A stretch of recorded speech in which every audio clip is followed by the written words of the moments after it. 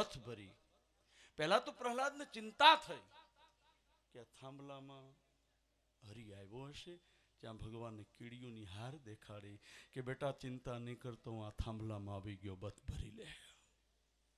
અને પછી બથ ભરે છે અને પછી ભગવાન નરસિંહ પ્રગટ થયા, એવી કથા ભાગવતકારો કહે છે. હવે પછી એમ કહેવાય છે કે હિરણ્યકશિપુને માર્યો અને પછી ભગવાને પ્રહલાદને એમ પૂછ્યું કે બેટા તારે કઈ જોઈ છે? ત્યારે 8 વર્ષનો છોકરો, ભાગવતના વિદ્વાનો કહે છે વખતે પ્રહલાદની ઉંમર ખાલી 8 જ વર્ષની હતી, એણે એ કીધું કે મહારાજ માગવાનું આ શબ્દ જ મેં પહેલી વાર સાંભળ્યો છે. મેં સાંભળ્યું જ નથી કે કીર્તિ માગી લે, સ્વર્ગ માગી લે, ભોગ માગી લે, પુણ્યેન સુરલોક ગીતા. સ્વર્ગ માગ, મોક્ષ માગ. અને હું તમને પણ એટલું કહી જાઉં સંતો વતી, મારે તો બોલવાનું આ સંતોના શબ્દો, કે ભગવાનને એટલું કહેજો, ભાગવતના 5મા સ્કંદમાં લખ્યું છે કે તું અમને કાગડો બનાવ, તું અમને કૂતરો બનાવ, તું અમને હોલો બનાવ, કે તું અમને ધૂળ બનાવ, પણ પ્રભુ બીજી વાર ભારત દેશમાં જન્મ દેજે, હિન્દુસ્તાનમાં જન્મ દેજે. આ ભાગવતનો 5મો સ્કંદ. એ આ દેશમાં શું હશે? નહીતર પૂછો અમેરિકા લંડનમાં બધું એમ ભોગવ્યું છે કે નહીં? ત્યાં બધું છે, પણ આવા બાવળિયા નથી, આવા રોડ નથી, આવા માણસ નથી સાહેબ, કે નહીં?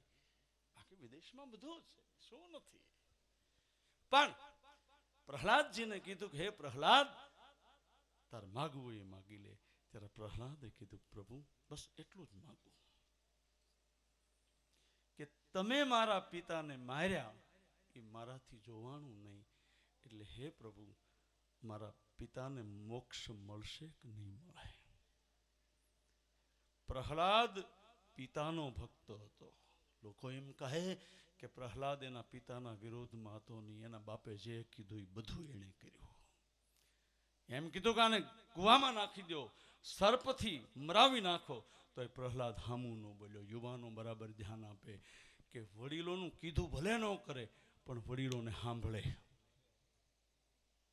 મહારાજ કઈ નથી જોતું તો તોય કે મારા પિતાને સદગતિ થાય અને મુક્તિ મળે. ત્યારે ભગવાન બોલ્યા કે પ્રહલાદ, ત્રિસપ્તભી પૂત પૂતો ભી, જેની પેઢીમાં એક ભગત થાય એની 10 પેઢી આગળની તરે, 10 પેઢી પાછળની, એટલે 20, અને એક પેઢી એ ભગતની તરે, એટલે જેના કુળમાં એક ભગત થાય ને એની 21 પેઢીનો ઉદ્ધાર થઈ જાય, તારી એક પેઢી નહીં પ્રહલાદ. ત્રિસપ્તભી પૂત પૂતો ભી. તો મારો કહેવાનો અર્થ કે રાકેશ જેવો જ્યાં જે ભૂમિમાં જન્મ્યો હોય એની 21 પેઢીનો ઉદ્ધાર જ હોય બાપ, એના માટે કંઈ સવાલ જ ન કહેવાય. અને દર વર્ષે કમલેશભાઈ મને આમંત્રણ આપે, પણ હવે તમે બધા જાણો છો કે હું એટલા બધા કામમાં, બિપિનભાઈને બધાને ખબર છે, હા મારી પાડોહમાં છે તો કેટલા વર્ષે મળ્યો, ગંગા સતીના પ્રોગ્રામમાં મળ્યો, ત્યાર પછી મળી એકાણું નથી. આ બધાના દર્શનથી આપણા પાપ બળી જાય ખરેખર. કારણ કે હરિ અનંત, રામાયણમાં લખ્યું છે કે રામ તે અધિક રામ કર દાસા, રામ કરતાય જે રામના ભજન ગાય ને એ રામ કરતાય મોટો છે સાહેબ. આ સંતવાણીનો અર્થ. તો મારે વધારે કંઈ નથી કહેવું, આ બધા જ મારા જાણીતા છો. જ્યાં ભોળાભાઈ હું આવ્યો ત્યારે બોલતા હતા વાહતા માટે કે જ્યાં રોટલો છે હવને ખવડાવીને ખાવ મારા રામ. જોકે એક વ્યક્તિનો નહીં, આપણે ત્યાં તો બાપ 2 વાગે તમે કોઈ સાધુ ત્યાં જાઓ ને રાતે, એ ભલે એની ધજા ફરકતી હોય, પણ 2 વાગે તમે જઈને સીતારામ એમ બોલો તો એ આપણા દેશનો બાવો એમ કહે તારે જમવું છે. કારણ કે સાધુ છે ને એ માગતો નથી, માગીને લાવે, એ રોટલો લાવે ને એમાંથી અડધો મને તમને ખવડાવી દે ને વધે તો જ આ દેશનો સાધુ ખાય છે. મસ્તી મેં રહેના માગીને ખાના, એમ લખ્યું છે ગોરખનાથ ત્યાં ભજનમાં. મસ્તીમાં, સાધુ માટે મસ્તીમાં રહેના ને માગીને ખાના, પણ તને રોટલો મળે તો ટુકડામાંથી ટુકડો કરીને દેજે. આજે તમે દેવદાસ બાપુની જગ્યામાં જાઓ ને તો ત્યાં ટુકડો જ છે, બાપુ અહીંયા મારી સામે બેઠા, જો કે મારો તો કરશનદાસ બાપુ સાથેનો સંબંધ, પણ દર વર્ષે સંતવાણી કમલેશભાઈ કરે. ઘણીવાર દર વર્ષે ગામમાં કથા થતી ને તો લોકો અમને કે આ દર વર્ષે એકનું એક શું કરતા હશે.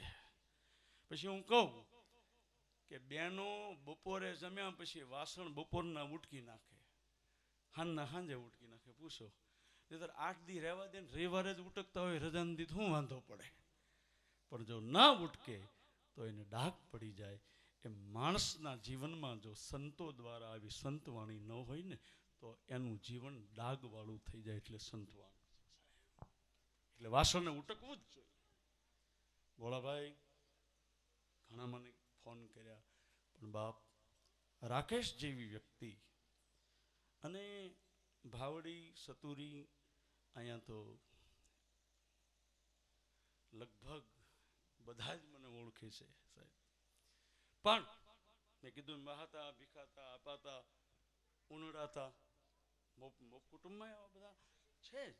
તો આપ સૌને વાહ વંદન. ભાઈ ગિરનારી ઘણા એક ભાઈ મને પૂછ્યું મને કે બાપુ તમે કઈ લેતા નથી. મેં તમે શેલા એટલે જ રાખીએ. હા, નહીં તો અમે ન લઈ તો છોકરાને ક્યાં મૂકવા જાય. પણ બાપ એ આપણે નથી લેવાના, અહીંયા આપી દેવાના. મારે હાળે ગિરનારી રીતે જો ઊભા થઈને આપી જાય બધા કલાકારોને. આપણે ઉડાડવા જોઈએ પણ આપણે પાસે કાંઈ હતું નહીં. પણ આ ભાઈ જો 200 આપી દીધા. મારો ઠાકર કેવો દયાળુ હે. ધન્યવાદ. તો આપ સૌને ધન્યવાદ આપી, સૌ કલાકારોને ધન્યવાદ આપી. અને કમલેશભાઈ તો જ્યોતિષમાં એનું નામ છે. હા, જ્યોતિષ હે. મને તો ક્યારેક ક્યારેક હું એ જોવડાવું ભાઈ. મને કાંઈક નડદ હું ભવા પાસે જઈને દોરો બંધાય એવું, એમાં કંઈ વાંધો નથી. પણ આમ તો કોઈ નડતું જ નથી. માફ કરજો. આટલા બધા ભૂદેવો, આટલો બધો બાપ આપણો સમાજ, ભોળોભાઈ જેવો કલાકાર, ભાવડીની ધૂળ કેટલી તાકાત. મને એક ભાઈ પૂછ્યું તો મને કે તમે મોરારી બાપુ રાયડું બહુ પાડો. મેં કીધું એક ઘરનો લોટ ખાધો હોય ને એના ગળા ન હોય. અમે તો ઘરે ઘર માગીને ખાધા, અને માગીને ખાધું હોય ને એના ગળા બહુ મજબૂત હોય. તો ખરેખર આપ સૌને મારા ધન્યવાદ. અને આપ સૌ દર વર્ષે આવો કાર્યક્રમ થાય છે.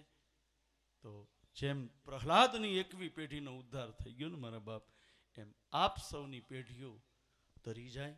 પણ સત્સંગ કરજો, કાંઈક હરિભજન કરજો. અને કાંઈ ન બને તો આવેલ વ્યક્તિ હોય એને રોટલો દઈને તો પેટમાં રોટલો જાય એ પણ યજ્ઞ છે. યજ્ઞાનામ અન્ન યજ્ઞાસ્મિ.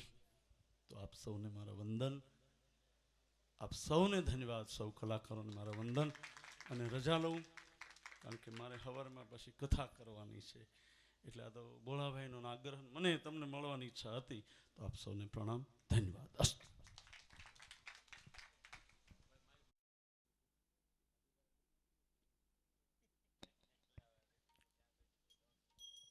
હાલો, ખૂબ ખૂબ ધન્યવાદ. પૂજ્ય બાપુએ ખૂબ યાદી કરી, જૂની યાદી કરી, અને એમની હાજરીથી આજના કાર્યક્રમને રૂડું લગાડ્યું. બાપુએ જ્યારે વાહા બાપુની યાદી કરી ને એટલે મારા ઉંડળમાં મને મોજ આવી. આ તો ઈ બાપુએ અહીંયા મૂક્યા, મેં કીધું ઉંડળ મામાનો ભાણે શું. પછી મેં કીધું મારો ધર્મ છે હવે આ બ્રાહ્મણનું છે એટલે અહીં મૂકી દઉં એમ. એટલે આ તો ફરી ફરીને પાછું ન્યા આવ્યું એમ. હે ઠીક, પણ આજની જે લહેર છે, આજની જે મોજ છે, દરેક અહીંયા આવતા મહેમાનોને જ્યાં વ્યવસ્થા જગ્યામાં હોય ત્યાં સ્વયંસેવકોને વિનંતી ત્યાં જગ્યા કરી દે, બેસાડે. અને આજના જો કે મા ભગવતીની સ્તુતિથી, વંદનાથી આપણે કાર્યક્રમની શરૂઆત કરી છે. અને ગરબા ગણેશને યાદ કરતા વિઘ્નેશ્વરાય વરદાય સુરપ્રિયાય લંબોદરાય સકલાય જગત હિતાય નાગાનનાય શ્રુત યજ્ઞ વિભૂષિતાય ગૌરી સુતાય ગણનાથ નમો નમસ્તે.